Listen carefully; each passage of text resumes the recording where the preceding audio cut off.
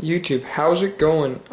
As you know, I blended my iPhone. I'll tell you that it went through the wash, so it didn't work anymore. I'm not that wealthy that I can just go out and blend iPhones for fun.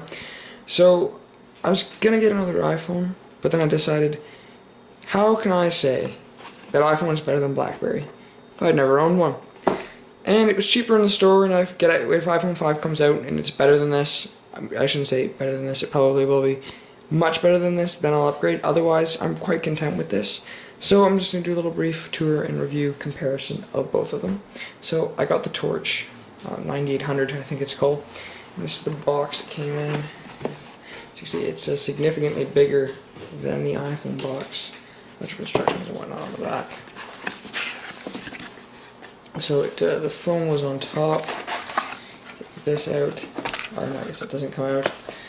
And I got a USB box similar to the one you get with the iPhone, where you plug in your the cord that goes into the side of the Blackberry so you can charge it. Came with headphones, which I'm sure aren't as good as the Apple ones. Maybe I should try them. There's the thing that held the phone. Screen cleaning cloth, which is actually quite nice that they give you that. I think there's something underneath it here. Connection stuff, I guess.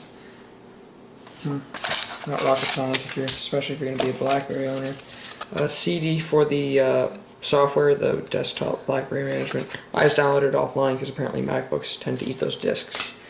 And I take it what's an instruction manual. Needs it. Okay. Then we have the phone. Turn that on. Okay, so the layout, at first I didn't find it very intuitive. But it is quite intuitive. You can tell the touchscreen isn't quite as advanced as the iPhone, but you can slide that like that, adjust the amount of rows.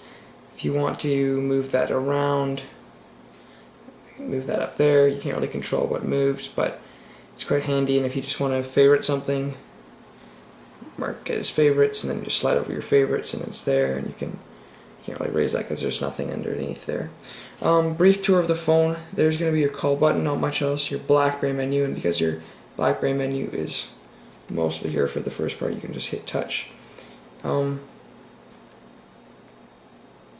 Hit menu, and it's going to bring up this little short list here. Not a big deal. There's your back button. I'm really enjoying the back button. And then your end application, your phone call or whatever. Has the slide out QWERTY keyboard.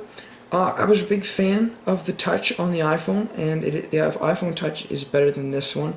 I want to learn to master this keyboard, but I'm not quite as good as I'd like to be yet. Time will only tell whether I prefer that keyboard over the Apple, but I find that the autocorrect only fully works so far when I'm typing on the main screen here, as opposed to this screen. Maybe its settings something I'll have to learn and work at. Over to the side of your phone, over the side of the phone here. There's a button right along there, beside my pinky. Opens up the camera and takes pictures.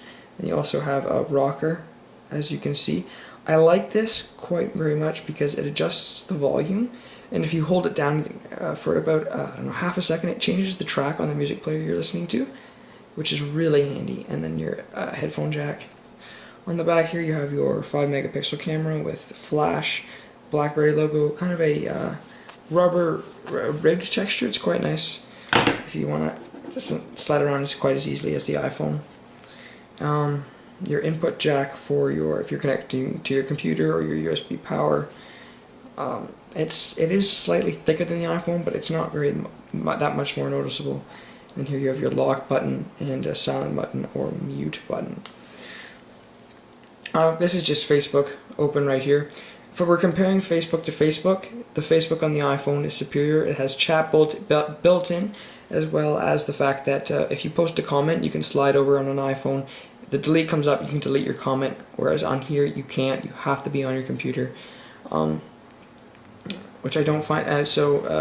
Just if Facebook's important to you and your social networking, you've got in newsfeed, and you can't be quite as particular with it. I don't think. As in like a level of like a top recent or whatever. And you have notifications, messages. That's your friend requests tab, or possibly not. Friends, places, and whatnot. Okay, I'll also bring up, I'll show you the music player. Their media, your all various sorts, your music, video, pictures, and stuff like that. I've only had the phone for a couple days. I haven't gotten too intimately acquainted with them yet, but back button just like that. Messages, that's all your messages, like if you have Facebook messages or texts or emails or whatever, they all show up there, even notifications and stuff. This is linked to my Gmail and my Facebook and whatnot. Music player. Music player is really important to me, and of course Apple's going to have that segment dominated. No one will ever catch up to Apple. The volume rocker on the side, like I showed you, is not volume rocker, but also track selector is quite nice, but not quite as organized. I'll go to all songs here. Can't really see that. So Apple iPhone, you can scroll by letter really quickly, whereas here you have to go to that search menu, which is kind of a pain in the butt. Also things like how it just shows the disc here. When you buy some music on iTunes, I mean, it's probably about half my music, and some of the CDs I've ripped onto my iTunes won't play because they've been coded with, I don't know, MP3 or something, and Blackberry, and that protects them from being pirated, something like that. So you have to either get some software to change those over, or rip them onto a disk, then rip them back onto your computer to eliminate that. But I mean, the scrolling is still quite sufficient enough.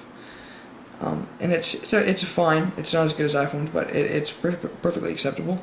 I can't show you right now, but the best thing, this is your Wi-Fi. It's quite easy to use. I find it hooks in quite nicely, but that's just the name of your Wi-Fi. You can know if your Wi-Fi shows up there. The battery life I've noticed is better, but I will the app world. I've been in the app world. It's quite good. Of course it's not nearly as streamlined as the App Store with Apple, and as well I could say the same about you have Telus Music Store and whatnot. Quite, of course, not as good as iTunes, but I do like how all your social media things are in one thing. Well, like I was saying before, sorry, up here, right here, it'll list, okay, that's my calendar of stuff I've probably said I'm attending on Facebook. But if you have anything, messages on Facebook or emails or text or anything, they all show up here. And if you get a notification, it doesn't come on the screen. Your red light just flashes, and it does make a little noise, which is incredibly nice. It's probably my favorite thing about this phone. Overall, this Torch is very good. Apple is going to have to wow me with iPhone 5 for me to cancel my contract, sell this phone to cover the cost of what my contract would be to cancel, and commit another $200 to the iPhone 5 product. I still do prefer iPhone 5, and I'm still a Mac fanboy, but this is a very good phone, and you couldn't go wrong.